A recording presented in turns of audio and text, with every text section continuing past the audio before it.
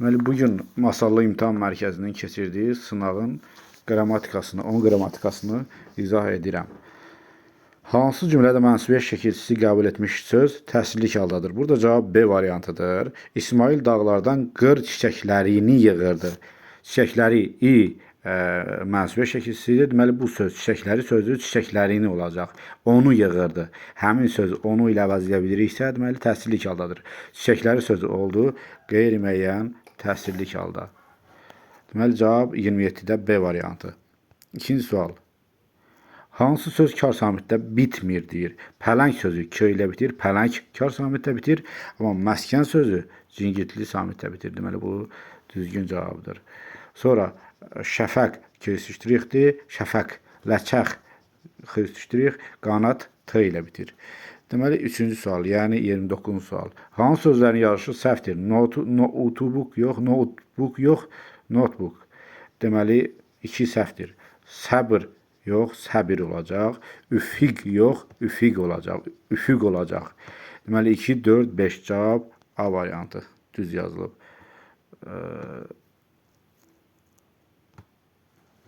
Deməli, 29-da A variantı. 30-cu suala baxırıq. Hansı cərgədə antonim cütlüklər verilib? Yağlı, yağsız, kökləri eyni olduğu üçün bu antonim şəkilçilər olsa belə antonimi sayılmır. B variantı şad, qəmli. Burada iki cavab var. Şad və qəmli. Bunu antonim götürə bilərik. Və C variantı işıq, qaranlıq. Bunu da götürə bilərik. İki variant götürmək olar burada. Çi, bişməmiş, fərqli nis hissəsi olduğu üçün götürmürük. İxtira, kəşf etmək eyni məna verir. Sinonim kimi, yəni yaxın mənalı söz kimi bunu götürə bilərik. Amma bizə antonim istəyir. 30-da B və C variantını götürmək daha doğru olardı. Sonra 31-ci sual. Hansı cümlədə həm düzəltmə, həm də mürəkkəb isim işlənib? Deməli, burada elə D variantı düzdür. Qarabağ mürəkkəb isimdir. Azadlıq isə düzəltmə isimdir. Deməli, 31-də D variantı. Sonra keçirik 32-ci sualda. Cədvəl açsan səhvləri istəyir. Sualı diqqətlə oxumaq lazımdır. Səhvləri istəyir, düzləri yox. Elmlə, elmdən, hüzünlü, hüzünlü kimi tələffüz olunur. İndi baxaq. 1. Saitlə başlayıb, samitlə bitir. Düzdür bu. 2-yə baxırıq. Səhvi istəyirdi bizdən. Yazışı və tələffüz arasında fərq yalnız saitlə bağlıdır. Xeyr, elmlə samit artırıldı. Deməli, bu 2 səhvdir. Sonra 3. Tərkibində 3 qapalı sait işlənib. Bu düzdür. Hüzünlü, hüzünlü. 4-ə baxırıq. Tərkibində işlənmiş. Səsin kar qarşılığı yoxdur. Tərkibində işləmiş L. Ümumiyyətlə, burada L səsi yoxdur. Tələffüz səsindən baxırıqsa hüzünlü olur. 2, 4 səhvdir. Sonra tərkibində qarşılığı olmayan 3 samit işlənib.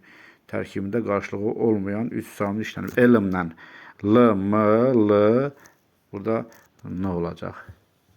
Deməli, 4 samitdir. Ona görə elə avtomatik 5 ilə səhv götürürük. Tərkibində işləmiş N səsinin kar qarşılığı yoxdur. Hər ikisindən N səsi olduğu üçün bu da düzdür. Deməli, cavab 2, 4, 5 oldu. D variantı.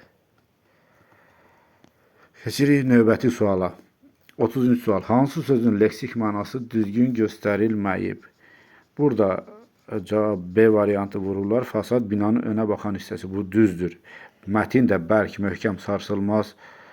Hansı leksik mənası düzgün göstərilməyib? Səhvi istəyir, yəni. Mətin də bərk, möhkəm, sarsılmaz deməkdir.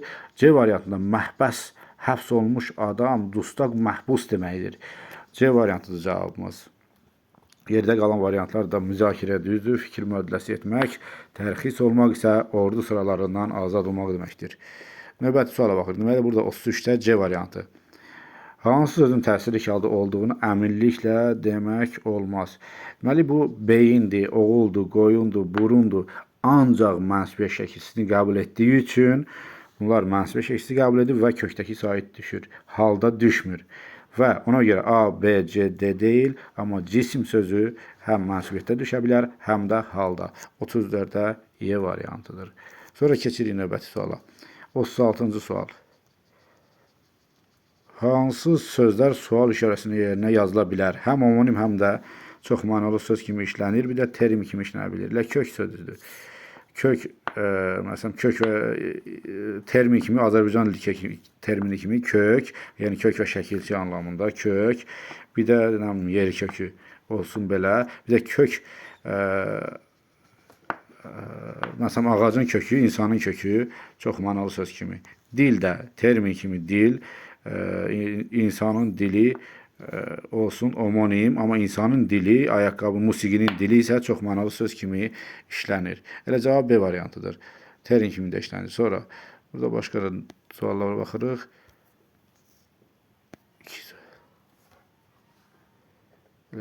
36, 36, 27. Hə, 10 sualımız bitdi. Bu qədər.